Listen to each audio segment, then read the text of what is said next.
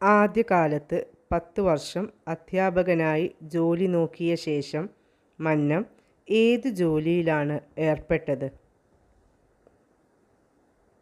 വക്കീൽ. പൊതുജനസേവന തൽപരതയും സമുദായ പരിഷ്കരണത്തിനുള്ള മനോഭാവവും മന്നത്ത് പത്മനാഭനിൽ വളർന്നു വന്നത് ആരുമായുള്ള സുഹൃത്ത് ബന്ധത്തിൽ നിന്നാണ്?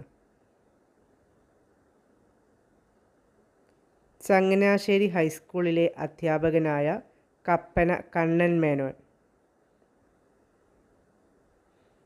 1912 ടൈഫോയിഡ് ബാധിച്ച് ഭാര്യ കല്യാണിയമ്മ മരിച്ച ശേഷം മന്നം കീരിക്കാട്ട് കടക്കത്തറ കുട്ടിയമ്മയെ വിവാഹം ചെയ്ത വർഷം ഏത്? 1914.